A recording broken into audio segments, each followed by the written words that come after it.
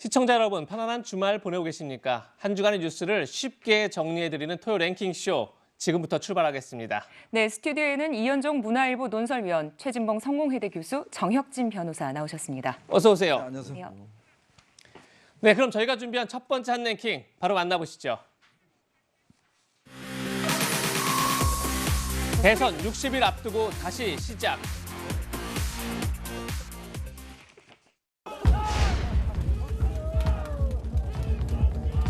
이준석 대표가 보여준 최근의 어떤 궤적은 매우 비상식적이라는 데 대해서 저는 말을 할 줄 몰라서 말 안 하는 게 아니니까. 당대표가 나가가지고 말하는 데 있어서 누가 지금 제약을 겁니까? 본인들이 뭔데? 그건 말을 들어먹더니 지금. 당대표의 거취는 당대표가 결정하는 거고요.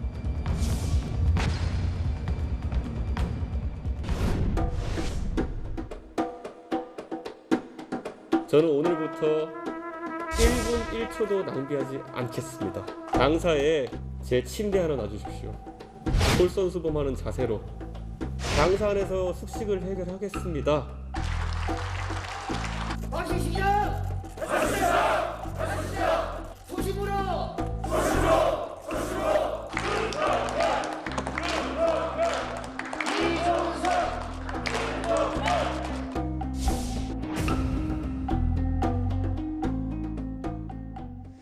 대선이 앞으로 딱 60일 남았습니다. 지난 2주가량 온 국민은 국민의힘의 내분을 지켜봐야 했는데요.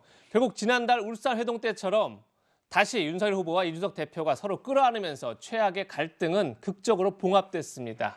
그런데 이 봉합을 두고 여전히 불안하다, 이런 목소리도 적지 않습니다. 당장 어제 이런 설전이 오갔습니다. 들어보시죠. 의총에 참석한 의원들이 이준석 대표가 잘했다고 옹호한 분은 아무도 안 계셨고요.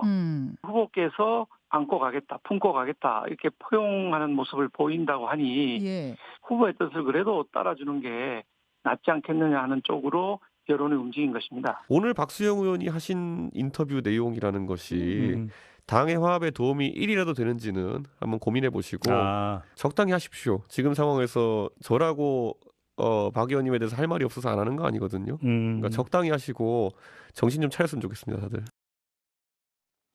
네, 박수영 의원은 후보 때문에 참고 있는 거다, 이렇게 좀 얘기하고 있는데, 거기에 대해서 이준석 대표는 적당히 해라, 정신 좀 차려라, 이렇게 또 응수를 했습니다. 이현종 의원님, 네. 이 불안한 동거 계속 유지될까요? 글쎄 뭐 일각에서는 이게 자신한테 하는 이야기 같다라는 그런 이야기도 있고. 이준석 대표 얘기가요. 네, 그러니까 뭐냐면 결국은 이준석 대표가 이제 어떤 뭐 다시 화합을 했지만 사실은 근본적으로 자신의 문제에 대한 반성이 있었느냐. 그러니까 이 문제에 대해서 여전히 당에서는 이제 의심을 갖고 있는 거죠. 왜냐하면 뭐 한두 번 지금 벌써 이제 가출을 했다가 뭐 다시 들어오고 했지 않겠습니까? 뭐 이게 일명 가출 정치라고 이야기를 하는데, 어쨌거나 지금 선거가 60일밖에 남지 않았으니까 이 60일 안에서 만약 또다시 이런 일이 이루어진다면 이거는 뭐 그냥 공멸이거든요, 사실은. 뭐 지금까지 그래도 그나마 60일 정도 남아 있었으니까 수습할 수 있는 기간이 있겠지만, 앞으로 만약에 이제 이런 일이 벌어진다면, 더군다나 이제 지금 뇌관이 몇 군데가 있습니다. 이번에 그 대선과 더불어서 재보궐선거가 있습니다. 그렇죠. 5군데 재보궐선거가 있는데 이 공천 문제가 또 이게 아주 간단치 않아요.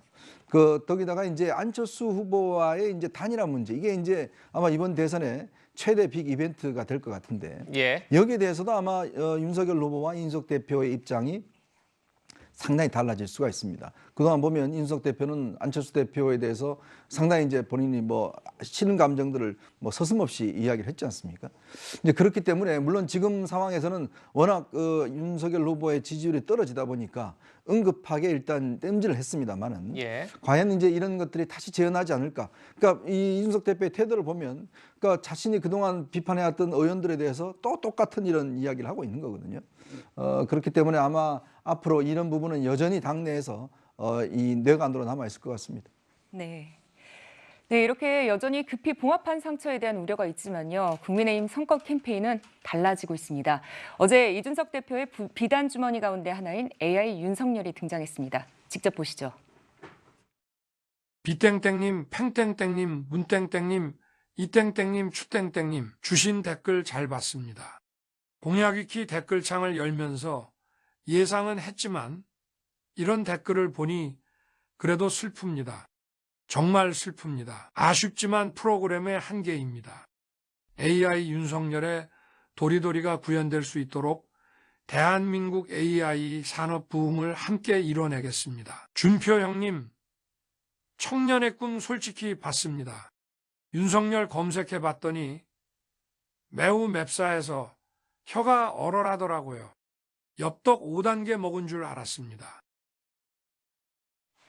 네, 후보 사퇴 요구에는 슬프다. 도리도리는 왜 안 하느냐는 질문에는 프로그램의 한계다. AI 윤석열 후보 유권자의 질문에 위트 있게 답하는 게 인상적입니다. 오늘 오전에는 이준석 대표의 또 다른 비난 주머니로 불리는 윤 후보 생활 밀착형 공약 시리즈가 첫 공개됐습니다. 함께 보시죠. 본부장님 그거 아세요? 이번엔 또 뭔데요? 아니 지하철에 정기권이라는 게 있는데 그거 되게 좋은 거 아니에요? 이게 요금이 최대 30% 할인되는데 문제가 뭐냐면 버스에는 환승 적용이 안 돼요. 그래요? 아니 그럼 그건 누가 써? 아니 진짜 지하철로만 다니는 역세권 사람들만 쓰는 거죠. 이거 저희가 바꿔야 되지 않겠습니까? 어떻게 바꾸는 게 좋을까? 버스 환승에도 정기권을 사용할 수 있게 바꿔야죠. 이거 후보님께 보고 드려볼까요? 노노! 전조치 999!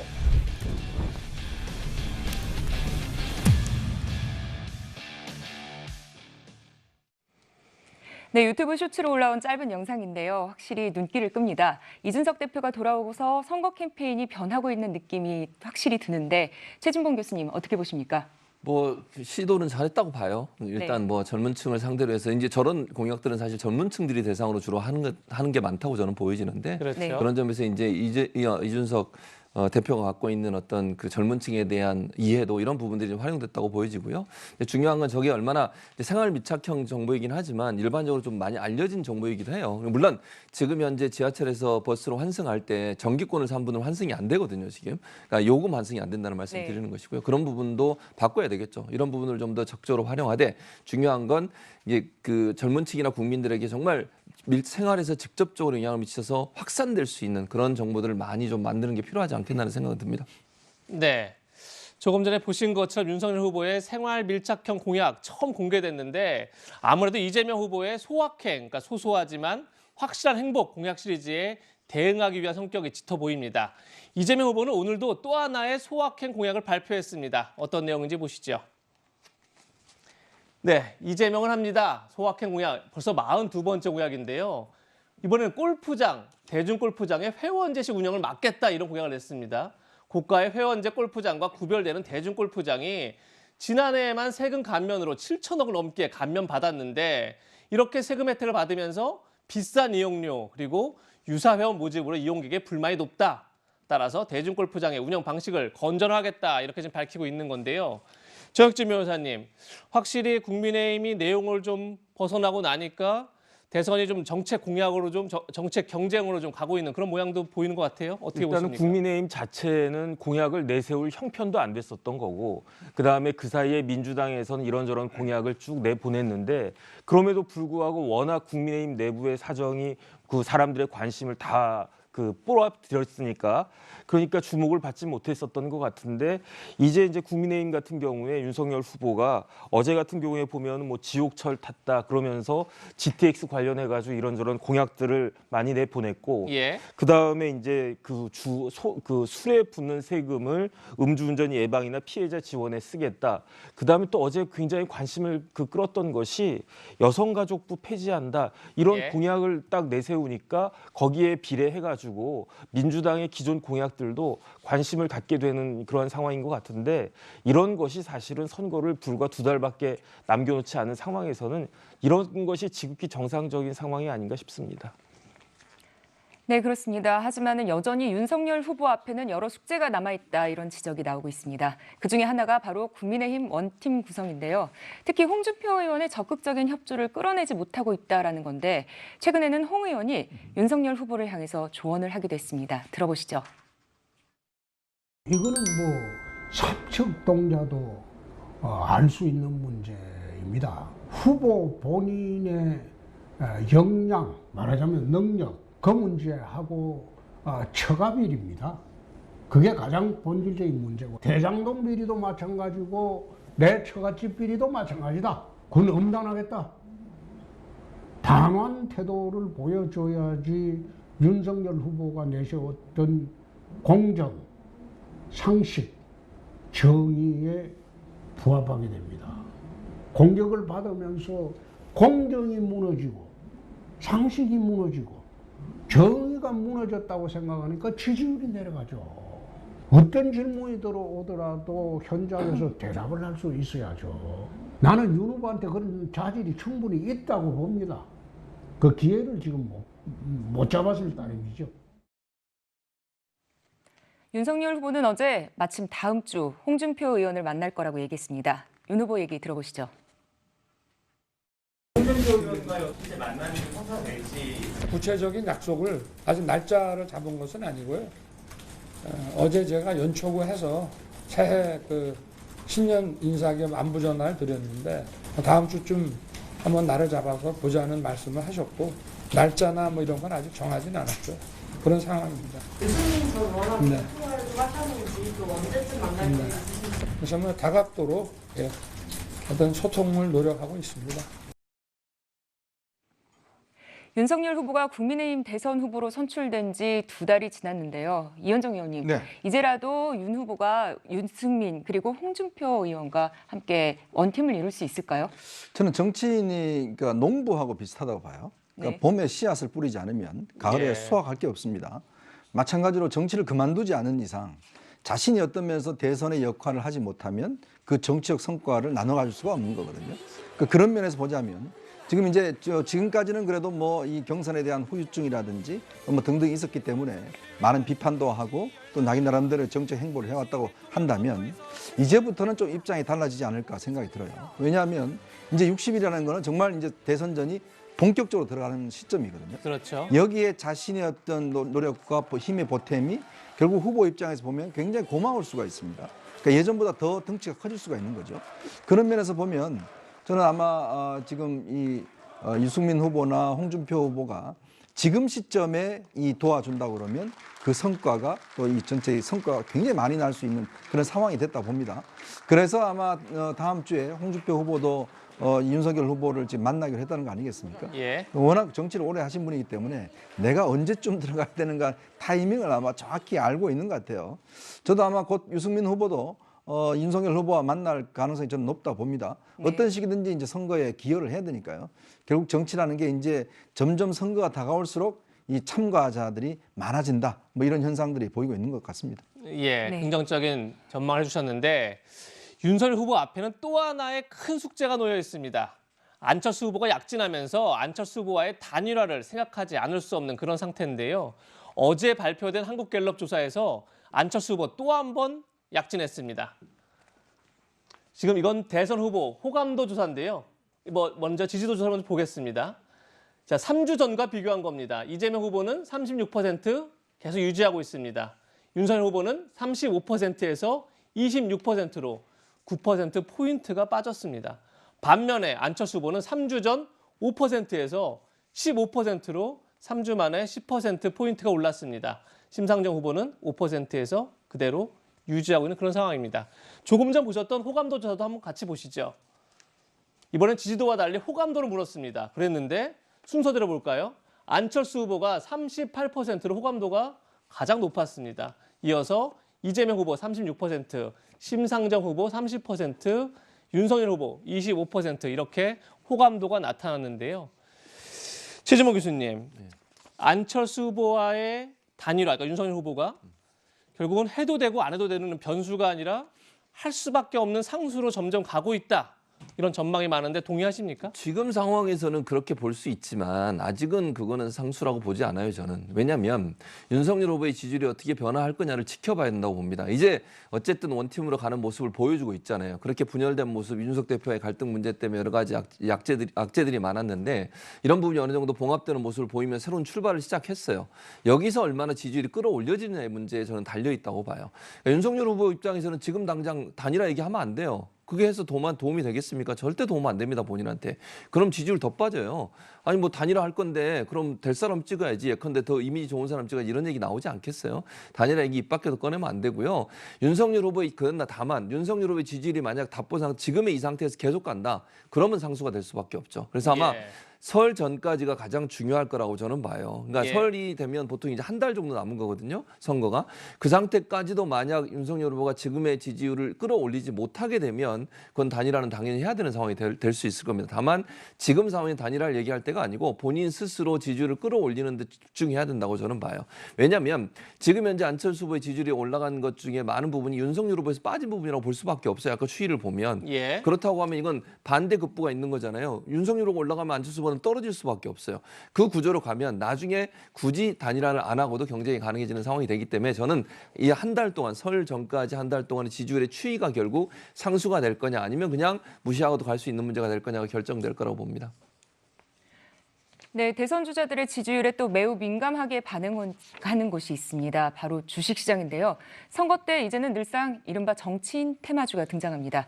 지난해에는 이재명, 윤석열 후보의 테마주가 주목을 받았다면은 새해 들어서는 이 지지율과 같이 안철수 후보 테마주가 크게 올랐습니다.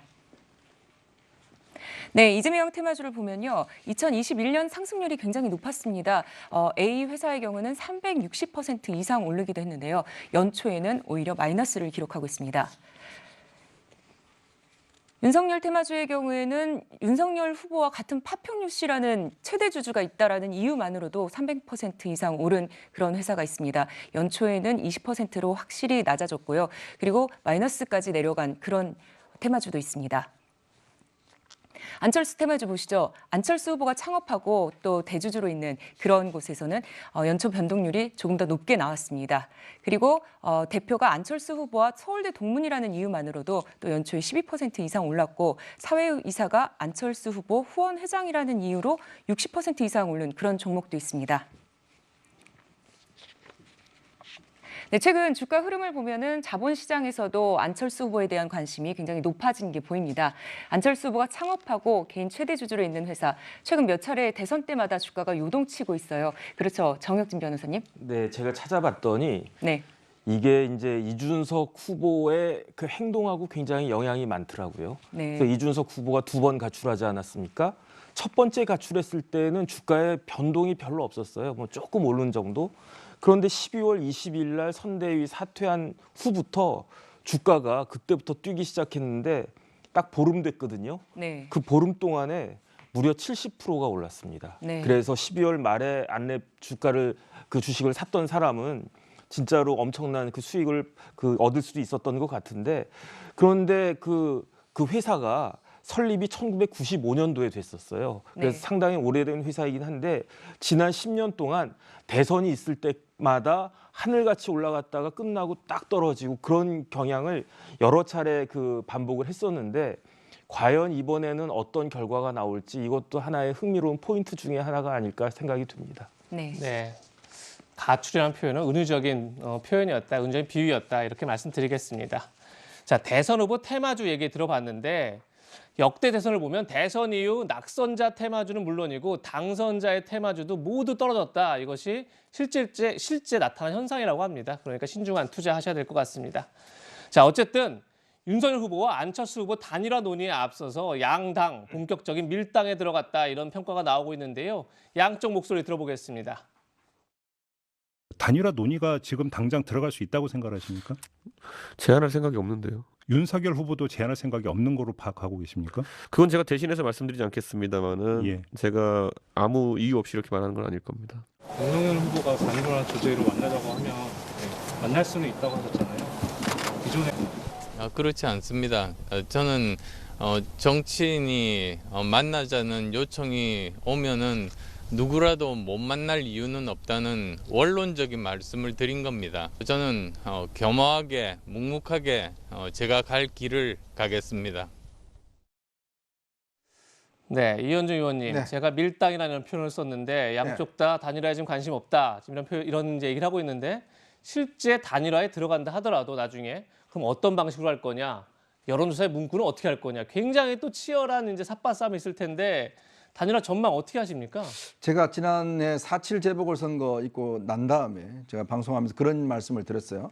이제 다시는 여론조사로 단일화하는 때는 좀 없어져야 되겠다. 예. 이런 말씀을 드린 바가 있는데, 정말 세계 어느 나라가 치고요, 여론조사로 이렇게 단일화하는 나라 없습니다. 이게 사실 생각해 보십시오. 여론조사라는 게 이거는 어떤 면에서 보면 과학적으로 예를 들어서 그냥 트렌드만 보는 거거든요.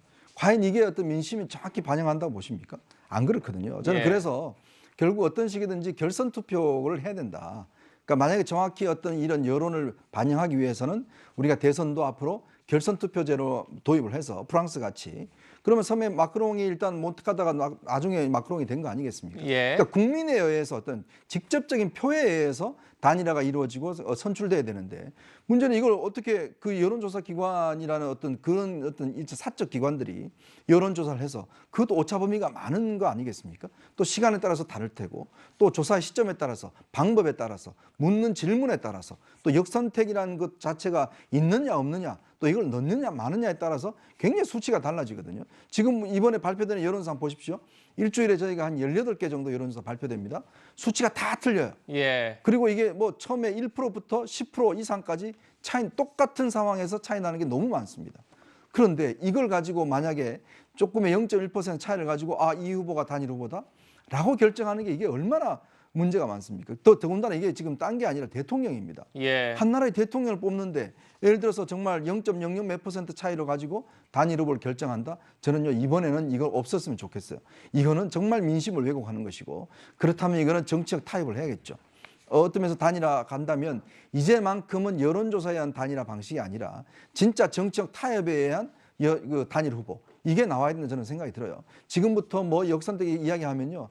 정말 지금 여론조사 더 어렵습니다. 왜냐? 지금은 옛날처럼 집 전화했을 때 하고 지금 모든 게 휴대전화로 할 때 하고 이게 너무나 차이가 많이 나거든요. 저는 이번만큼은 여론조사를 해서는 안 된다. 이런 말씀을 드립니다. 네, 아직까지는 양쪽에서 단일화 가능성에 대해서 일축하고는 있습니다. 그렇지만은 민주당 내에서는요. 윤석열 후보와 안철수 후보의 단일화에 대비해야 한다. 이런 목소리도 나오고 있습니다. 들어보시죠. 얼핏 보기에 우리한테 유리하게 국면이 전환된 것 같지만 그렇지 않습니다. 여전히 정권 교체를 희망하는 여론이 높고 보수 야권 후보들의 합산 지지율은 이재명 후보보다 높습니다. 국민의힘 내부의 자중질환과 지각 변동이 만든 에너지가 단일화 쓰나미가 되어 우리에게 밀려들 수 있는 지극히 위험한 상황입니다. 이러한 때 우리의 태도는 겸손해야 하고 조심 또 조심하고 두려운 마음으로 국민들만 바라봐야 합니다. 네, 단일화 쓰나미가 올 수 있다. 박용진 의원은 쓰나미라는 단어를 선택했습니다. 정혁진 변호사님, 어떻게 들리십니까? 일단 쓰나미가 그냥 일어나는 건 아니죠. 지진 같은 그런 지각 변동이 있어야지 쓰나미가 일어나는 것인데 몇 번 우리가 세계적인 쓰나미 보지 않았습니까?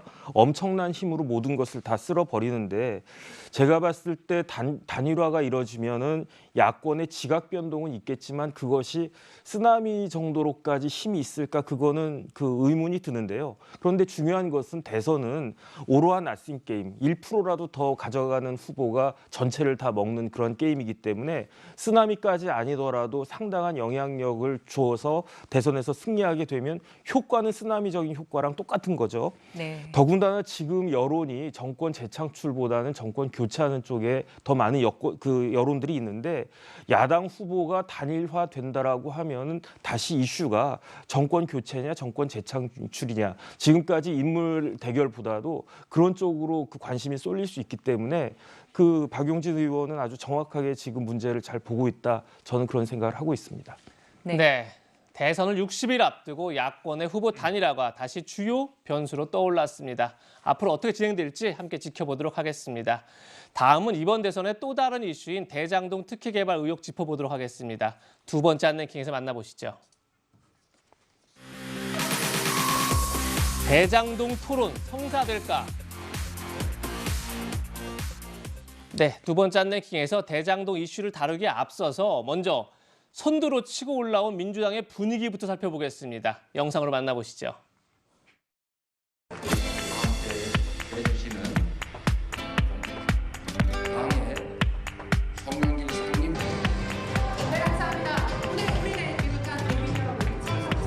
송영길 상임선대위원장께서 이 다리 부상을 입고 이렇게 휠체어를 타시고도 1분 1초를 아껴가면서 이렇게 선거운동에 열성이시고 우리 송영길 대표님, 상임선대위원장님의 이 쪽발이 발목도 진짜 응원합니다. 우리 박수 한번 부탁드립니다. 제가 발목이 갑자기 족발이라고 나와가지고. 제가 당황했어요. 이거 갑자기 아닌데. 송영길 선대위원장님 정말로 감사합니다. 특히 다른 데 비교하니까 너무 잘하고 계시지 않습니까? 네, 지금부터는 대장동 논란을 보겠습니다. 당내 갈등을 극적으로 봉합한 국민의힘, 곧바로 대장동 의혹에 다시 불을 지피고 있습니다. 국민의힘 김기현 원내대표 어제 자신의 SNS에 이런 글을 올렸습니다. 대장동 몸통 이재명 후보도 자인한 검찰의 무리한 비호 수사. 이 후보는 자수하여 광명 찾으시길, 이런 글입니다. 이렇게 보면요, 도둑이 제발 저린다는 말은 딱 이럴 때 쓰는 말이다, 이런 표현도 있었고요. 지금이라도 자수해서 광명을 찾으시기 바란다, 그렇게 썼습니다. 네, 김기현 대표의 이런 글은 이재명 후보의 발언을 염두에 두고 쓴 걸로 보입니다. 어떤 얘기인지 들어보시죠. 대장동 개발에 관여했던 사람이 2명이나 돌아가셨는데. 네, 저도 이제 수사를 받아보고 진짜 기소당해가지고 이제 정말 큰일 날 뻔하다가 겨우 살아났지 않습니까? 그게 검찰이 가진 권력인데, 이 검찰 중에서 특수부가 하는 수사 스타일이 있어요.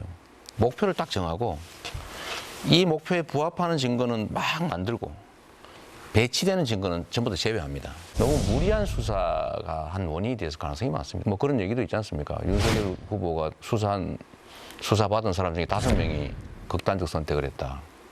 특이한 케이스거든요. 국민의힘은 당 내홍을 수습하자마자 대장동 의혹에 집중하는 모양새입니다. 대장동 의혹이 재선에 주는 영향력 어느 정도일까요, 이현종 의원님? 그러니까 이게 대장동 의혹이 사실은 이제 이재명 후보에게는 뭐 거의 족쇄 같은 이제 이슈로 따라다니죠. 그러니까 지금 사실은 보면 이재명 후보 입장에서 보면 이 대장동 문제가 계속 나오면 나올수록 본인이 이제 박스권을 탈출하기가 어려운 이제 어떤 한계로 이제 저는 대장동 문제를 봅니다. 네. 특히 이제 이 대장동 문제가 계속 이슈가 되고 논란이 될수록 사실 이제 올라가던 지지율이 계속 박스권에 갇히는 이런 효과들이 이제 지속되기 때문에 아마 이거를 이제 돌파하기 위해서 뭐 여러 가지로 노력을 할 텐데, 문제는 이제 이 대장동 문제가 특히 2명이 이제 이 극단적 선택을 하셨고, 지금 검찰의 수사가 굉장히 이제 지지부진하게 되어 있는 데가, 더군다나 지금 정진상 부시장 즉 측근들이 아직 검찰의 소환에 응하지 않고 있어요. 이렇다 보면 아직까지도 저는 굉장히 내관이 있다고 봅니다. 왜냐하면 일단 대장동 본질적인 문제와 그다음에 이제 변호사비 대납 문제가 있고요. 또 권순일 지금 전 대법관에 대한 조사도 있고, 아직까지 지금 널려 있는 조사가 있기 때문에 과연 이 2달 동안 이 이슈에서 뭔가 폭발적인 이슈가 한두 개씩 나온다고 한다면 이재명 후보 입장에서 보면 굉장히 불리할 수가 있는 거거든요.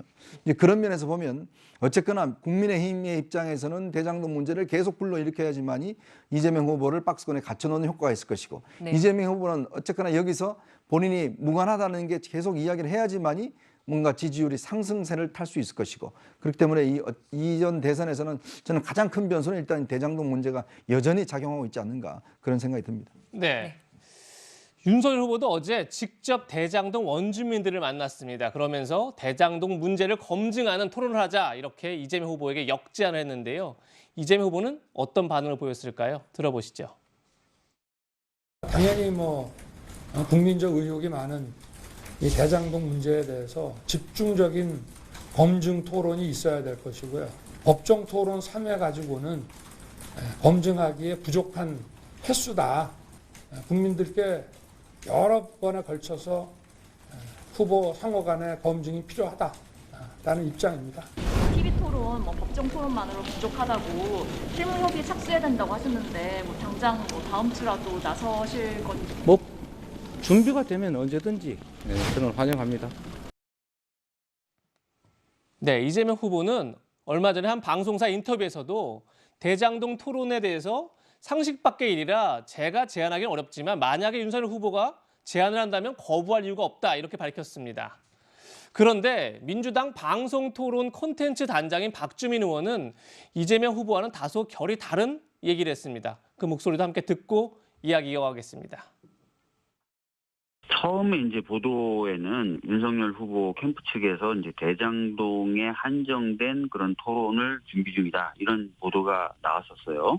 그런데 이제 그 보도에 대해서 그 이양수 대변인이 공식적으로 부인을 했고, 권영세 본부장이 주제에 제한이 없다, 토론을 적극적으로 하겠다라고 해서 애초에 보도된 바에 따른 어떤 대장동의 한정된 토론 제한은 없을 것으로 보여집니다. 정영진 변호사님, 국민의힘이 어떻게 제안을 할지는 좀 더 봐야겠지만 지금 박주민 의원은 이재명 후보가 피할 생각이 없다, 이거와 다르게 대장동 관련된 토론만을 하는 것에 대해서 굉장히 부정적인 그런 입장을 밝힌 걸로 보이는데, 그러다 보니까 일각에서는 대장동 특검처럼 또 유야무야 되는 거 아니냐, 이런 말도 나와요. 어떻게 보십니까? 일단 민주당에서 대응을 잘하는 것으로 보여집니다. 왜냐하면 이재명 후보가 피하는 모습을 보이면은 대장동 의혹이 있다라고 하는 그런 뉘앙스를, 그런 인상을 국민들한테 주기 때문에 이재명 후보 같은 경우에는 당당하게 내가 대장동 관련해서도 토론 충분히 할 수 있다, 이런 태도를 취해야 하는 게 맞고요.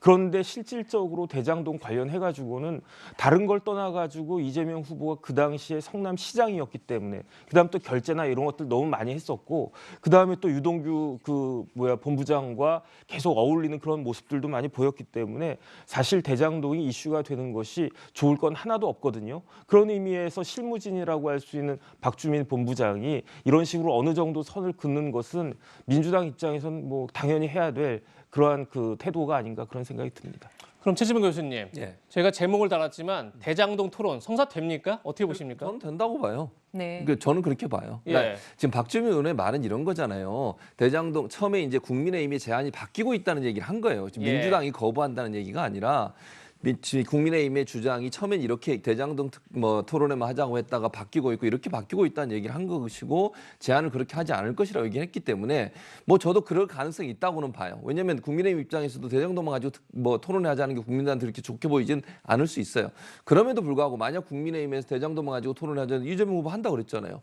안 할 이유가 없는 거죠. 그리고 대장동 이슈라고 하는 게 물론 이제 처음에 시작할 때는 성남시장에 있었을 때 일이니까 그런 부분과 연관돼 있지만, 지금 부산저축은행 부실대출 문제라든지 50억 클럽이라든지 이런 부분은 지금 이제 국민의힘이나 국민의힘의 전신에 당에서 일했던 분에 연관된 분들도 많이 있어요. 그러면 저는 이 부분도 대장동 의혹 관련한 토론을 한다면 나올 거라고 저는 생각합니다. 그렇죠. 국민을 누가 잘 설득하느냐의 문제라고 저는 봐요. 그래서 피할 이유도 없고, 제 개인적인 이건 생각입니다. 물론 제가 캠프에 있는 것도 아니기 때문에 다만 이재명 후보 입장에서 그런 제안이 들어온다 해서 대장동만 갖고 안 하겠다, 이런 얘기를 하지 않을 거라고 저는 봅니다. 네, 이런 상황에서 대장동 의혹 윗선 수사 키맨으로 꼽히는 정진상 민주당 선대위 부실장, 경기도 정책실장을 역임했죠. 조만간 검찰 수사를 받을 것으로 보입니다. 당초 오늘 오전에 검찰에 출석할 것으로 알려졌었지만 이번에도 연기했습니다. 정혁진 변호사님, 혹시 정 부실장의 조사 어떤 의미가 있을까요? 전 실장이죠. 근데 경기도에서도 정책실장 했지만 제가 알고 있기로는 그 당시 성남시에서도 정책실장을 했던 것으로 알고 있거든요. 그런데 정진상 실장 같은 경우에는 무슨 정책실장이니 뭐니 그런 타이틀보다도 이재명 후보가 유동규 본부장 같은 경우에는 내 측근이 아니다라고 이야기했지만 그럼에도 불구하고 측근이라고 인정한 사람이 정진상 실장이고, 실질적으로 대장동 관련된 결제 문서에 무려 7번인지 그 이상인지를 결제를 한 흔적이 남아있고, 더군다나 유동규 본부장 그 압수수색할 당시에 직전에 통화를 했다는 거 아니겠습니까? 거기에다가 녹취록도 나왔지만 황 전 사장, 그 도계공 사장이 사퇴하라고 압박을 한 것도 거기에도 어느 정도 관련성이 있다라고 녹취록에도 나와 있기 때문에, 그렇기 때문에 정진상 실장에 대해서 아직까지도 조사를 안 했다라고 하는 것은 검찰 입장에서는 제대로 수사를 한 것인가, 그런 생각이 드는데, 문제는 뭐냐면 그 황 사장 관련된 그 의혹이, 그 사퇴 종용이 언제 있었냐면요. 2015년 2월 달에 있었어요. 그러면 이제 공소시효가 7년이거든요. 올해 2022년 아니겠습니까? 다음 달 2월 달이면 공소시효가 완성이 되는데, 그 부분에 대해서도 그냥 공소시효가 완성될 때까지 검찰이 아무 일도 하지 않았다라고 하는 이야기를 듣는 것은 진짜로 검사가 직무를 유기한 것과 똑같은 거기 때문에, 그렇기 때문에 이제 그부터라도 뭐 수사를 하는 것이 아닌가, 그런 생각은 드는데, 과연 얼마나 제대로 수사를 할지는 사실 좀 믿업지는 않습니다. 네, 계속 이어서 질문 드리겠습니다. 지금 대장동 수사팀이 꾸려진 지가 이미 100일이 넘었습니다. 그런데 조금 전 들으신 것처럼 검찰 안팎에서는 유동규 전 성남도시개발공사 본부장의 윗선에 대한 수사가 제대로 이루어지지 않고 있다. 그리고 사실상 수사가 마무리 수순 아니냐, 이런 말도 나옵니다. 왜냐하면 이런 이유에서입니다. 조금 전에 얘기했지만 황무성 전 도계공 사장, 사퇴 압박 요구가 있었다 이런 얘기가 있었죠. 그런데 그 녹취를 공개된 게 2015년 2월 6일입니다. 그런데 직권남용의 권리행사 방해 공소시효가 7년이면 다음 달 6일이면 공소시효가 완료됩니다. 그러나 현재까지 아무 수사가 이루어지지 않고 있습니다. 더욱이 1월 말에는 검사장급, 2월에는 평검사 인사가 예정돼 있다 이런 말도 있어서 결국은 수사팀도 인사 때까지 이 사건을 그냥 끌고 가는 거 아니냐 이런 말도 나오는데 변호사님 사실상 마무리 수순이다 이런 전망에 어떻게 동의하십니까? 그렇게 보여질 수도 있지 않나 하는 생각이 드는 것이 왜냐하면 인사를 앞두고는 검사들이 다 마음이 붕 떠가지고 내가 언제까지 이걸 하겠다 그런 생각들을 안 하는 경우가 많거든요. 그다음에 일을 하려고 했으면 조금 전에 말씀드렸던 것처럼 시간이 상당히 많았고 그다음에 정진상 실장이 그렇게 중요하지 않은 사람도 아니었단 말이에요. 그다음 또 한 가지를 볼 수밖에 없는 것이 만약에 정진상 실장이 혐의가 있다 그러면 정진상 실장 에서 끝날 수 있는 문제가 아니고 그 뒤에 정진상 실장하고 이재명 그 후보하고는 거의 연결되다시피 한 것이기 때문에 일이 더 커질 수 있는 것이기 때문에 과연 그 검찰이 어떤 식으로 그 조치를 할 것인지는 제가 봤을 땐 좀 지켜봐야 되는 것이 아닌가 싶습니다. 네, 대장동 논란까지 짚어봤습니다. 정혁진 변호사와는 여기서 인사드리겠습니다. 감사합니다.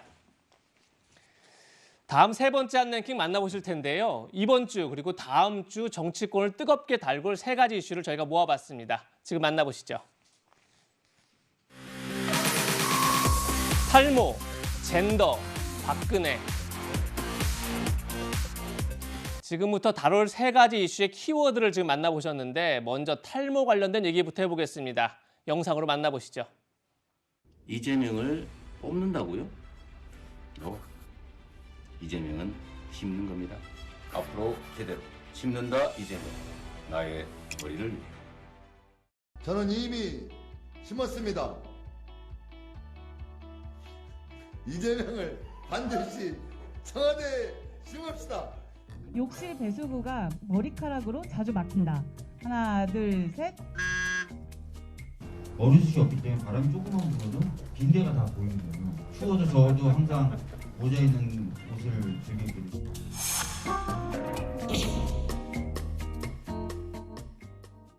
네, 조금 전에 보신 것처럼 탈밍 아웃이란 말까지 나오고 있습니다. 탈모를 커밍아웃한다 이런 말인데요. 이재명 후보가 내세운 탈모약 건강보험 적용 공약이 상당한 관심을 받고 있습니다. 민주당은 탈모 치료제에 이어서 가발, 모발 이식 이런 것까지 건강보험을 적용하기를 검토해보겠다 이렇게 지금 밝히고 있는데요. 정치권은 이를 두고 세 가지 주장으로 갈리고 있는 것 같습니다. 먼저 민주당은 보시는 것처럼 탈모약, 모발 이식까지 건강보험을 적용하도록 해보겠다 이런 입장인 반면에 안철수 후보는 건강보험 재정을 적자를 더 심화시킬 수 있다. 따라서 탈모약에 건강보험을 적용하지 말고 카피약의 값을 인하하는 게 해법이다 이렇게 얘기하고 있고요. 네. 반면에 국민의힘은 죽고 사는 문제보다 탈모가 더 급하냐 무슨 얘기냐면 희귀질환에 대한 여러 약들은 아직도 건강보험이 안 되는 약들이 많은데 그것에 앞서서 탈모약에 건강보험을 적용해서 되겠느냐 이런 주장을 하면서 모퓰리즘이다 이렇게까지 지금 얘기하고 있습니다. 하종대 기자 나오셨는데 한쪽에서는 이 탈모약 공약에 대해서 히트작이다. 또 한쪽에서는 포퓰리즘이다. 이렇게 주장하고 있어요. 어떻게 보십니까? 제가 보면 탈모가 많이 되는 분들한테는 히트작이라고 하겠죠. 그분들은. 근데 이제 저게 여러 가지 주장은 나올 수 있는데 그런 저거를 과연 가능한가? 그게 가장 중요하지 않습니까? 그렇죠. 예. 그러면 우리가 건강재정이 작년 같은 경우에 63조입니다. 그러니까 이제 작년 같은 경우에 탈모로 인해서 병원을 찾은 분이 23만 명이라고 하는데 그분들 만약에 머리를 다 심어준다 그러면 한 1조 정도 들어간다고 그래요.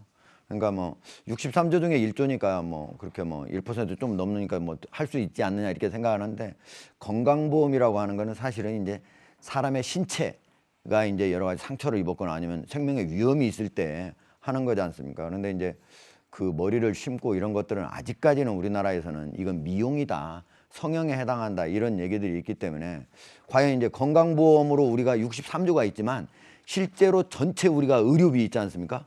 의료비에서 건강보험료로 지원해 주는 게 한 63.5%뿐이 안 돼요. 그러니까 특히 여러 가지 뭐 4대 중증 질환 같은 경우도 100% 해준다 했는데 아직도 82%뿐이 못 해줘. 왜? 돈이 모자라니까. 예. 해주면 할수록 예를 들면 우리 건강 검진 받지 않습니까 매년. 그거 우리나라 사람 전체 받는 숫자가 58%뿐이 안 돼요. 만약에 이걸 의료보험으로 해준다면 100% 받을 수 있겠죠. 이렇게 건강과도 관련된 거를 다 못 해주고 있는데 과연 이런 성형이나 미용이라고 할 수 있는 여기까지 과연 할 수 있겠느냐. 이게 가장 이제 논란거리인 거죠. 네. 추진모 교수님, 지금 화종대 기자의 얘기를 들어보면 민주당의 이 탈모약 건강보험 적용 공약이 현실성이 별로 없어 보인다 이런 지적인데 어떻게 들으셨습니까? 일단 하중대 국장 말씀한 미용 성형이라는 말은 저는 동의하지 않습니다. 지금 현재도요 건강보험으로 스트레스성으로 원형 탈모 생기면 건강보험 적용되고 있어요. 그러니까 질병으로 하나에 보고 있는 거예요. 그러니까 물론 이걸 어느 정도까지 할 거냐는 논란이 있을 수 있고 이제 좀 검토하고 있다고 그러잖아요. 모발 이식도 할 건지 그 부분에 또 한다면 어느 정도까지 지원할 건지는 또 대상을 어떻게 할 거냐 하는 부분은 논란이 있을 거라고 저는 봐요. 그래서 적용을 하는 부분에 있어서는 저는 동의하고요. 다만 적용하는 과정에 있어서 어느 정도 어느 범위 그리고 누구를 대상으로 할 거냐 하는 부분 특히 이제 젊은 층들 같은 경우는 탈모 때문에 엄청난 스트레스 받고 있고요. 그게 사실은 스트레스 때문에 탈모가 생기고 그게 사회생활에 적응해도 어렵고 직장생활하는데 어려움을 겪고 있고 이런 것들이 많이 있습니다. 그래서 이 부분도 우리가 건강보험의 범위 안에 포함시키는 것은 적극적으로 검토할 필요가 있다고 생각을 합니다. 이게 뭐냐면요. 그러니까 최진봉 교수님 말씀처럼 만약에 탈모로 인해서 직장생활 정상적인 사회생활이 어렵다 그러면 의사가 이거는 질환이라고 진단해 줍니다. 이렇게 되면 지금 현재도 건강보험으로 지원이 됩니다.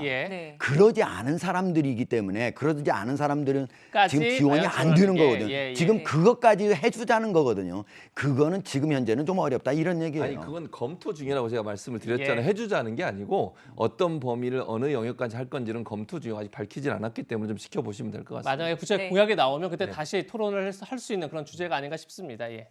네, 이렇게 대선 후보 공약에 탈모 얘기가 나온다. 해외에서도 색다르게 보고 있습니다. 보시죠. 미국 ABC 뉴스의 보도입니다. 탈모가 한국 대선의 새로운 이슈로 떠올랐다. 이런 얘기를 하고 있는데요. 북핵이나 경제 문제보다 탈모가 더 관심인 대선이다. 이렇게 다소 비판적인 시각입니다. 어떻게 보십니까, 위원님? 북한이 그저께 세계에서 4번째로 극초음속 미사일을 발사를 했습니다. 이 극초음속 미사일을 발사하면 지금 현존하는 방어 체계로는 아무것도 막을 수가 없습니다.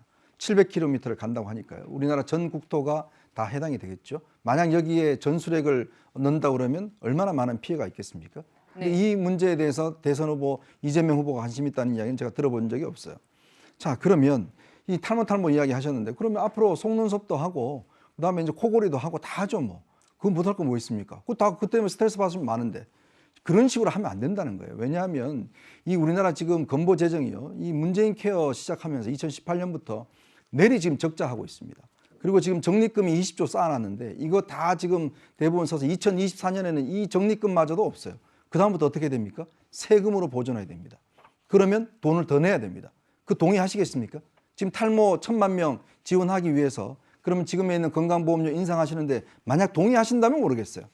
근데 지금 이번에 건보 재정이 악화되면서 2군 항암제가 많이 제외가 됐습니다. 이 항암제를 먹어야 지금 살 수 있는 분들이 있어요. 이 재정 악화 때문에 2군 항암제들이 일부 다 이 보험에서 제외된 게 있어요. 그게 중요합니까? 탈모가 중요합니까? 제가 그걸 여쭙고 싶은 거예요. 지금 대선 후보들이 1,000만 명 되는 표를 얻기 위해서 이야기를 하지만 정말 생명과 관련된 많은 지금 고통받는 분들이 계십니다. 그분들이 아직까지도 건강보험 못 받아서 힘든 분들이 계세요. 다 주면 좋죠. 그러면 주시려면 다 돈을 더 내야 됩니다. 지금 건강보험료 내는 것보다 훨씬 더 내야 돼요. 그거 누가 냅니까? 민주당원들만 냅니까? 민주당 국회의원들만 낼 건가요? 국민들 전체가 다 내야 돼요? 그런 상황에서 이거를 논의하자라고 하는 게 과연 옳은 것인지 정말 한번 근본적으로 좀 따져봐야 될 문제입니다. 두 가지를 말씀드릴게요. 첫째, 극초음속 미사일이라고 했는데 정부 발표에 따르면 극초음속 미사일이 아니라고 발표를 했어요. 북한은 그렇게 주장을 하지만 궤적을 봤을 때 극초음속 미사일이 아니고요. 그냥 본인들이 발사한 미사일에 좀 더 개발된 미사일이라는 말씀 먼저 드리고 지금 말씀하신 것처럼 그런 논란이 있을 수 있어요. 충분히. 그러니까 어느 부분에 있어서 어디를 지원할 거냐 논의돼야 된다고 저는 봅니다. 그렇다고 해서 예를 들면 탈모라고 하는 게 아까도 말씀드렸잖아요. 지금 현재도 건강보험 재정이 되고 있는 건데 그걸 확대하는 문제에 대해서 논의해보자고 하고 그걸 공약으로 내는 것 자체를 문제라고 저는 보지 않아요. 그러니까 논의를 할 수 있고 거기서 어느 범위까지 할 거냐는 우리가 충분히 논의가 가능하지만 이거 자체가 문제라고 저는 보지는 않습니다. 지금 들으시는 것처럼 탈모가 이렇게 대선에 뜨거운 이슈가 되고 있습니다. 그럼 이번에는 두 번째 키워드인 젠더를 살펴보겠습니다. 윤석열 후보가 어제 자신의 SNS에 딱 7글자를 올렸습니다. 그렇게 해서 촉발된 게 바로 이 젠더 논쟁입니다. 자, 국민의힘 윤석열 후보 어제 페이스북에 딱 7글자 여성가족부 폐지 딱 이렇게만 글을 올렸습니다. 작년 10월에는 여성가족부를 양성평등가족부로 개편하겠다 이렇게 밝혔었는데 아예 폐지로 못 박은 겁니다. 이 글에 오늘 오전까지 무려 10,000개에 가까운 댓글이 달렸습니다. 많은 지지글이 주로 이루고 있다 지금 이렇게 알려지고 있는데요. 자, 그러자 정의당 심상정 후보는 이번에 여성가족부 강화 다시 7글자로 맞불을 놨습니다. 이 보라색 배경은 성평등을 상징하는 그런 색깔이다 이렇게 알려지고 있는데요. 하종태 기자, 예. 여성가족부 폐지, 여성가족부 강화, 2030 남성과 여성 표심을 잡기 위한 정치권의 구애 경쟁이 아주 본격화되고 있는 것 같아요. 어떻게 예. 보십니까? 지금 결국 이제 윤석열 후보, 그다음에 이재명 후보, 그다음에 심상정 후보까지 이제 다 끼어들었으니까 이게 이제 화두로 이제 떠오를 것 같은데 다른 때하고 달리 과거에는 이제 페미니즘 하면은 아예 주울 수 있는 그런 시장이었거든요.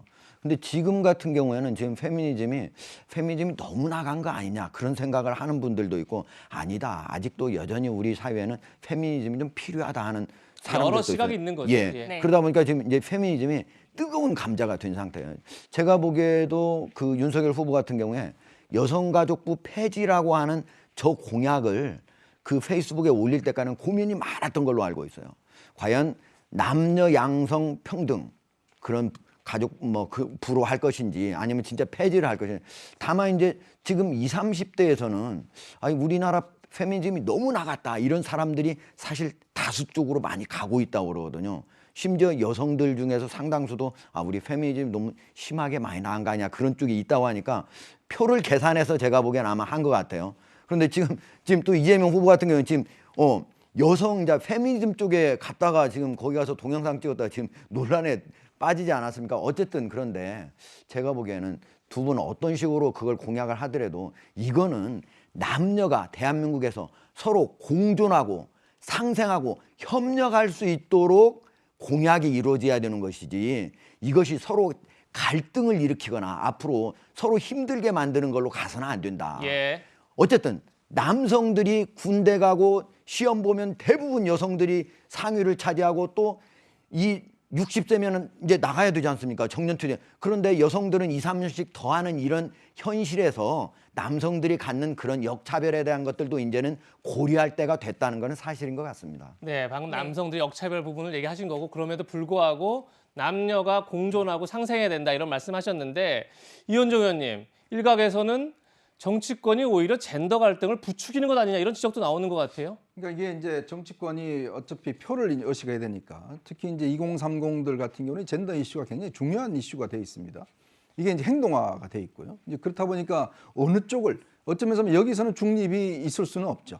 왜냐하면 이제 어떤 표를 더 적극적으로 끌어당길 것인가 이걸 이제 고민하다 보니까 결국 이제 윤석열 후보도 여성가족부 폐지라는 공약을 내건 것이고요. 예. 이게 왜 그러냐면 여성가족부가 사실 그동안 안희정 그다음에 박원순 등등 이런 성 문제가 생겼을 때 왜 적극적으로 대응을 하지 않았는지 그리고 또 이 여성가족 문제를 사실 여성가족부한테 다 넘기다 보니까 사실 이 문제는 산업부도 관련돼 있고 뭐 중기청도 관련돼 다 관련돼 있거든요. 그러니까 각 부서에서 오히려 그냥 문제를 다 여성가족부로 떠넘겨버리는. 근데 여성가족부는 실질적으로 이걸 해결할 힘이 없고 이제 그러다 보니까 왜 있느냐라는 의문이 이제 드는 거거든요. 네. 그래서 오히려 그런 것보다는 각 부처에 예를 들어서 이런 담당들을 더 강화시켜서 하는 게 더 효율적이다. 이제 이런 문제이기 때문에 저는 이 문제는 단순히 젠더의 어떤 문제보다는 진짜 정부 조직을 놓고 그동안 아니 여성가족부 얼마나 많은 일을 했는가, 제대로 일을 했는가 이게 그냥 뭐 예를 들어서 다른 부처에 넘겨주면 더 효율적일 것인지 저는 좀 이런 논쟁으로 어떻게 하는 게 더 현실적이지 않을까 그런 생각이 듭니다. 네, 윤 후보가 여성가족부 폐지 글을 올린 어제 공교롭게도 이재명 후보는 여성 인권을 강조하는 유튜브 방송과 인터뷰를 했습니다. 이를 두고 민주당 내부에서는 갑론을박이 벌어졌는데요. 보시면요, 김남국 단장은 왜 젠더 갈등에 올라탔는지 모르겠다, 전략적 실수다 이렇게 얘기했고요. 권인숙 의원은 적합한 매체에 나가서 귀를 기울인 것은 당연한 일이다 이렇게 얘기했습니다. 예, 이를 두고서 이재명 후보 직접 해명했습니다. 들어보시죠. 답해 철회해라. 이것도 논쟁이 되는 것 같아요. 저희가 답페이스라고 하는 사이트에 이제 인터뷰를 했는데 저는 그런 생각이 듭니다. 모두가 국민이기 때문에 옳다 그르다 판단은 나중 문제고요. 그래서 저희가 어느 한쪽의 얘기를 듣는 게 그쪽을 편드는 건 아니지요. 귀를 막으면 안 되거든요. 입장이 다르더라도 그들이 무슨 생각을 하는지 또 뭘 말하는지는 최소한 알아야 되지 않습니까? 네. 이렇게 민주당도 젠더 이슈에 대해서 정확한 입장을 정리하지 못하고 있는데 공교롭게도 이 스튜디오 안에서 여성은 저 혼자입니다. 이렇게 여성 이슈를 가지고서 뜨거운 감자 다루듯이 하는 것이 사실 저희 입장에서는 그렇게 즐겁지 않은데요. 자, 이렇게 입장을 정리하지 못하고 있는 이 부분을 어떻게 보십니까? 이게 사실은 지금 여야가 다 이 문제 때문에 젠더 갈등을 부추기는 거 아니냐 이런 비판을 피할 수 없다고 저는 봐요. 예. 그리고 물론 이제 표 계산을 하고 선거에서 유리해서 어느 정도 득표율이 있느냐 하는 부분을 보고서 저런 얘기를 하시는 것 같은데 저는 바람직하지 않다고 봅니다. 그러니까 이재명 후보 말이 맞다고 생각해요. 저는 네. 다 얘기 들어봐야죠. 양쪽에.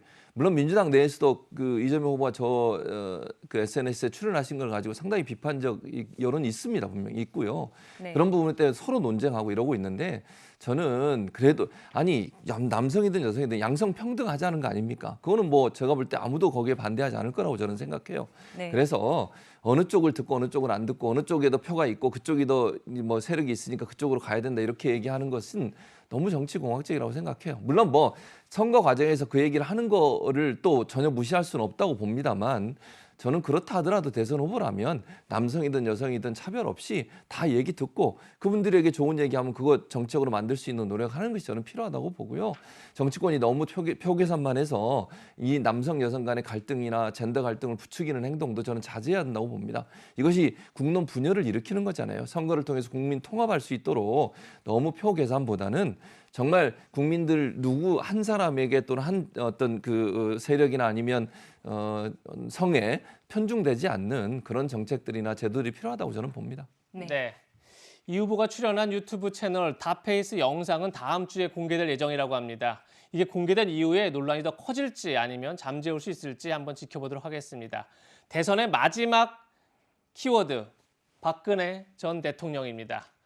노영민 전 대통령 비서실장이 한 언론과의 인터뷰에서 박 전 대통령 석방을 반대한 건 야당이었다 이렇게 주장하면서 논란에 불을 지폈습니다. 노영민 전 실장, 2019년 9월 박 전 대통령이 어깨 수술을 받자 석방론이 일었다. 그런데 당시 자유한국당 지도부가 오히려 박 전 대통령 석방에 반대했다 이렇게 밝혔습니다.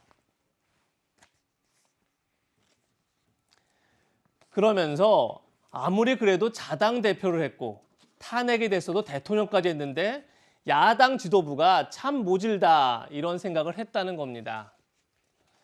그러자 황교안 당시 자유한국당 대표 이렇게 반박했습니다. 2019년 7월 18일 청와대에서 5당 대표를 초청한 간담회가 열렸다. 그때 별도로 문재인 대통령을 만나서 박 전 대통령 석방을 요청했다. 당시 석방에 반대한 지도부 실명을 밝혀라. 그렇지 않다면 정치 공작에 대한 상응하는 책임을 져야 한다. 이렇게 반박한 겁니다. 이현정 의원님, 네. 노영민 전 실장이 갑자기 저 얘기를 왜 꺼냈는지 좀 의아하지만 사실관계도 좀 분명치 않고 이 논란 어떻게 봐야 될까요? 우선 이 이야기는 노영민 비서실장이 비서실장으로 근무할 당시에 취득했던 정보 아니겠습니까? 즉 업무상 취득했던 정보죠. 그렇다면 이거를 이 시점에서 과연 공개하는 게 맞는 이야기인지 만약 맞다라 그러면 정확하게 이야기를 해야 됩니다. 당시 어떤 경로를 통해서 누구에게서 이렇게 반대한다는 이야기 나왔는지 상식적으로 우리가 이해가 안 되잖아요. 왜냐하면 당시에 이 야당만 하더라도 저렇게 공개적으로 석방을 요청을 했고 예. 이게 이제 4.15 총선 되기 얼마 전이지 않습니까? 그렇죠. 이제 그런 상황에서 이제 이런 이야기를 했다는 것인데 과연 그러면 당시에 청와대가 이걸 듣고 가만히 있었을까요? 당신들 정당이 박근혜 전 대통령 사면 원하지 않아요? 라고 이야기를 했으면 훨씬 더 정치적으로 이용할 수 있었을 텐데 이제 문제는 지금 와서 왜 이 시점에 저는 딱 그 이유는 그거라 봅니다. 결국은 박근혜 전 대통령과 어떤 면에서 보면 지금의 야당을 어떤 분열시키기 위한 저는 이야기가 아닌가. 왜냐하면 야당을 분열하기 그렇죠. 위한 왜냐하면 이 이야기를 함으로 인해서 결국은 또 박근혜 대통령을 지지하는 분들 같은 경우는 봐라 지금의 국민의힘이 저 당은 박 전 대통령의 석방을 원하지 않았다라고 공격할 경우에 예. 이게 지금 야당 분열이 일어날 수가 있는 거거든요. 이 예민한 시점에 선거가 지금 60일밖에 안 남은 시점에 전직 비서실장이라는 분이 이런 불분명한 이야기를 해서 사실상의 내부 갈등을 지금 부추기고 있는 거 아니겠습니까? 저는 그러면 이 문제는 괜히 나중에 논란이 있을 것보다는 저는 분명히 밝혀야 된다고 봅니다. 누가 어떤 경로를 통해서 왜 박 전 대통령의 사면을 원치 않았다는 건지. 제가 알기로는 아마 그때 야당에서 그런 이야기를 했다면 거의 선거에서 그냥 망했을 겁니다. 근데 그거를 왜 이야기를 했을지 저는 정말 이해되지 않는 이야기인 것 같습니다. 네, 이런 상황에서 조원진 우리공화당 대표 어제 라디오에서 노영민 전 실장의 말이 사실일 가능성이 높다 이런 얘기를 했습니다. 직접 들어보시죠. 노영민 전 대통령 실장이 야당이 박근혜 사면을 반대해서 못해줬다 이런 주장을 했는데 저는 그럴 가능성이 높다고 봐요. 지금 황교안 당시 당대표가 발끈했잖아요. 저는 뭐 개봐야 당대표, 원내대표, 사무총장 이 사람들 개봐야 10명 안짝 아닙니까? 그중에 누가 있겠지. 그거 밝혀야 되지. 밝히면은 뭐 정기 은퇴 정도가 아니고 회오리가 붑니다. 회오리가. 네, 하정대 기자님. 예. 여권이 의도했던 안 했던 이미 분열이 좀 보이는 것 같습니다. 예, 그러니까요. 뭐 조원진 사실 의원은 이제 삼선 의원인데다가 뭐 전 의원. 나름대로 전 의원 나름대로 알고 있을 것 같은데 제가 이제 법조를 이제 출입을 오랫동안 했기 때문에 알지만은 사실 재판받고 있는 사람을 대통령이 석방할 수 있는 방법은 없어요. 네. 만약에 그러려면은 기소한 거를 취소하라고 즉 공소 취소를 법무부 장관한테 지시해가지고 법무부 장관이 다시 지시해가지고 해야 되는 거예요. 네. 근데 그 방법뿐이 없는데 물론 이제 예를 들면 재판부가 지금 재판받기 매우 힘들다. 뭐 건강이 악화돼 어깨도 뭐 그러고 건강이 악화됐으니까 그러면 이제 병보석으로 나오게 할 수는 있겠죠. 근데 대통령이 할 수 있는 방법은 없어요. 대통령이 하려면 사면을 하려고 하더라도 형이 확정돼야 되고 그다음 형 확정된 다음에 형 집행정지를 하려도 그래야 되고 그다음 가석방을 하려도 형을 3분의 2 이상 살아야 되고 그러니까 2019년 대통령이 9월 달에는 그렇지 않다는 그렇죠. 거죠. 그때는 뭐냐면 없었다는 대법원에서 이미 그 대법원에서 아직도 재판을 하고 있는 상태니까 대통령이 할 수 있는 상태도 아니었다. 근데 그걸 가지고 대통령이 제안하니까 저 야당에서 반대해가지고 우리가 못 해줬다. 법률적으로도 불가능한 거를 갖다가 그걸 가지고 그러면 누가 했는지 확인해가지고 이거 우리 알아봐야 됩니다. 이렇게 얘기하는 게 과연 그 정치인이 할 얘기인가요? 그거보다는 오히려 노영민 전 실장한테 과연 누구한테 해서 누가 그렇게 했느냐 하고 먼저 밝혀라라고 요구하는 게 맞죠. 네, 정치권 소식까지 짚어봤습니다. 그리고 마지막 한 랭킹은 평택 화재로 순직한 영웅들의 마지막 모습을 만나보겠습니다. 영웅들의 마지막 미소입니다. 화재 진압에 나선 소방관들이 목숨을 잃는 안타까운 일이 또 일어났습니다. 지난 6일 평택 냉동창고 신축 공사장 화재 현장에 투입됐던 3명의 소방관이 순직했는데요. 순직한 이영석, 박수동, 조우찬 소방관의 합동 연결식이 오늘 오전 거행됐습니다. 문재인 대통령이 합동 연결식장에 직접 참석했는데요. 영상 보고 이야기 나누겠습니다.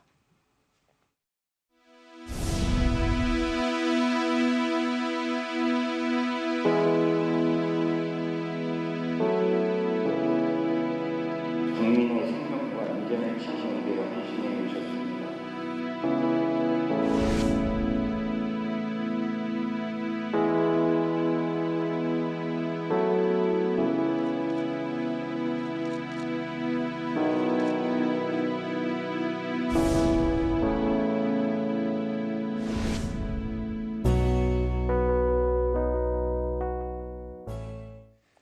하종대 기자, 문재인 대통령이 직접 연결식장에 참석했어요. 나름 의미가 있는 것 같은데 어떻게 보셨습니까? 예, 오늘 대통령께서 원래 저 연결식이 9시에서 11시까지 진행이 됐거든요. 그중에 9시 한 20분쯤 오셔가지고 다 끝날 때까지 1시간 40분 동안 거의 계셨다고 그러는데 이제 사실 그 연결식에서도 대통령께서 직접 얘기를 하셨지만은 그 소방관들이 이제 숨지게 된 경우가 결국은 그 안에 누군가 혹시 살아있는 사람이 있을지도 모른다.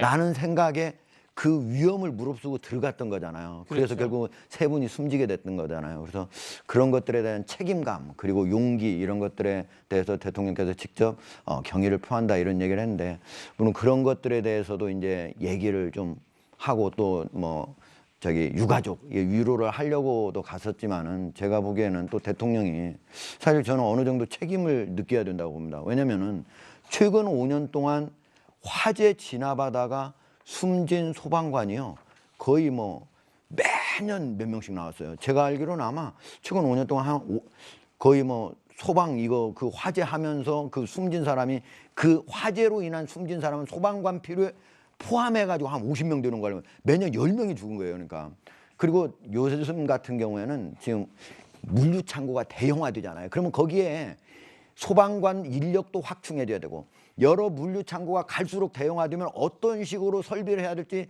정부가 알아서 해줬어야 하는데 그런 것들이 전혀 안 됐어요. 계속적으로 얘기만 나왔지 진행은 안 됐어요. 네. 이런 것들에 대해서 저는 적어도 대통령이 국가의 최고 책임자로서 그리고 경기도에서 가장 많이 나왔는데 이재명 저는 전 지사도 어느 정도 책임이 있다고 생각을 합니다. 네, 영결식을 마친 3명의 소방관들 국립대전 현충원에서 영면에 들게 됩니다. 오늘 한신문 1면에는 순직한 소방관들의 마지막 모습이 담긴 사진이 공개됐습니다. 이 사진은 순직한 이형석 소방경이 다른 소방서 동료와 지역 의용 소방대원이 함께 있는 단체 대화방에서 지난 6일 오전 7시 21분에 공유한 사진입니다. 화재 현장에 다시 투입되기 1시간 47분 전인데요. 전날 밤 11시 46분쯤 발생한 화재 현장에 투입돼 진화 작업을 하다가 짧은 휴식 시간에 검게 그을린 모습으로 환하게 웃는 모습이 소방관들의 마지막 사진이 됐습니다. 네. 단체 대방을 통해서 이형석 소방경은 화재 현장에 투입됐음을 알렸습니다. 이렇게 보시면요. 0시 17분 대응 1단계 이렇게 말을 하니까요. 지인은 조심해라. 밤이니까 인명피해는 없지 이런 얘기를 했습니다. 아직까지는 이형석 소방경이 아직까지는 인명피해 없다라고 했지만 내부에 더 있다는 얘기도 있게 됐다. 이런 얘기를 들었다고 했고요. 또 다행히 탈 게 없다. 이런 얘기도 했는데요.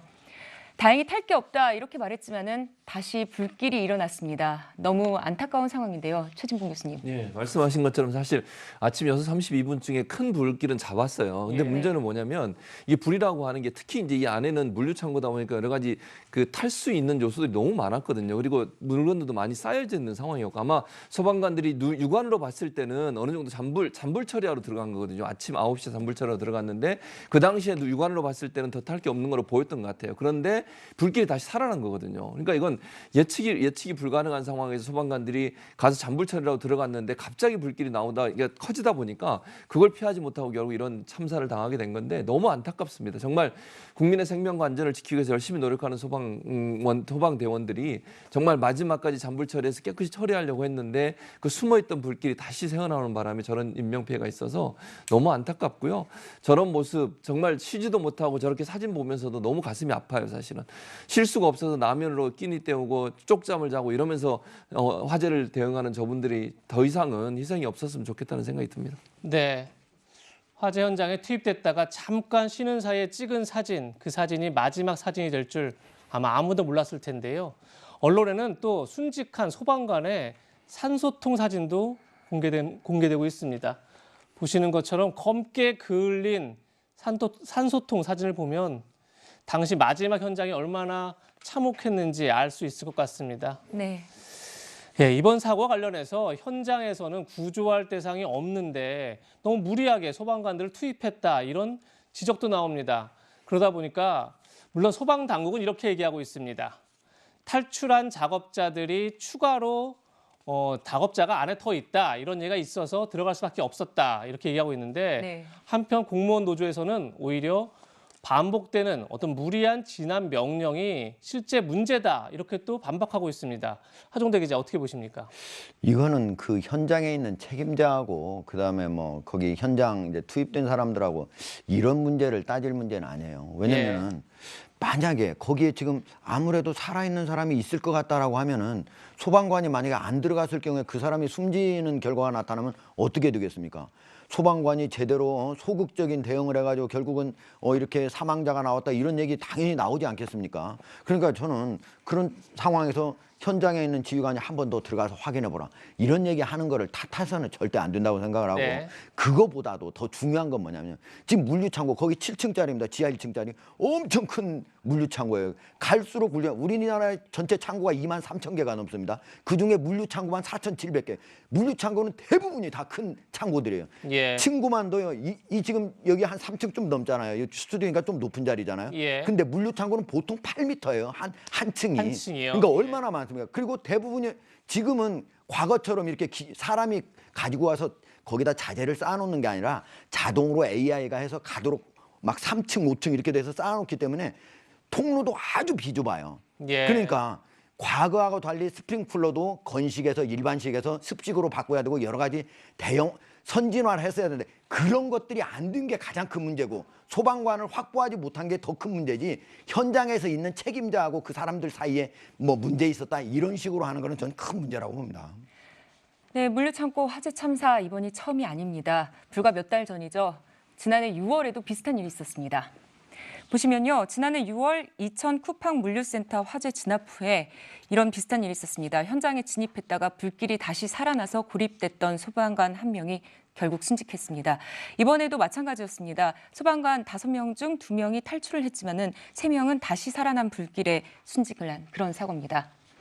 이번 화재의 경우에는 건물 외벽 샌드위치 패널이나 보온재에서 급격히 불길이 되살아난 것으로 보입니다. 이런 사고 계속 되풀이되고 있습니다. 그러니까요. 지금 이제 물류창고가 가장 큰 문제점 중에 하나예요. 그러니까 이게 네. 샌드위치 패널이라고 하는 건 물에 너무너무 잘 타는 그런 재질이거든요. 근데 네. 이걸 좀 저렴한 가격에 큰 대형 물류센터를 짓다 보니까 저런 일이 발생하고 있는데 이게 한두 번이 아니면 이제는 좀 바꿔야 된다고 저는 봅니다. 물론 지금 만들어지는 것에 법 적용을 할 수 없다면 정부가 나서가지고 정부 업체하고 협의를 해서라도 이 부분을 좀 바꿀 수 있는 방안들을 찾아낸다고 저는 보고요. 네. 필요하면 정부가 일정 부분 지원하는 방안도 고민해봐야 된다고 생각을 하고 또 하나는 물류창고 같은 경우는 물건들이 적재가 돼 있잖아요. 그러니까 화재가 발생하면 엄청나게 빠른 속도로 확산이 되고 또 하나는 냉동식품들을 저장하는 LPG 가스통 같은 것도 있어요. 네. 그러니까 이게 사실은 냉매나 이런 거 관리하는데 폭발성 위험성도 너무너무 크기 때문에 제가 볼 때 이게 전체적으로 이런 사고가 계속 발생하는 것을 소방당국이나 정부가 적극적으로 나서서 더 이상 이런 물류센터에 사고가 발생하지 않을 수 있도록 체계적인 대책을 마련한 작업에 반드시 착수해야 한다고 저는 생각을 합니다. 네. 소방관 3명의 목숨을 앗아간 이번 화재 원인에 대한 철저한 조사도 이루어져야 할 텐데요. 경찰은 시공사 등을 상대로 압수수색에 나섰습니다.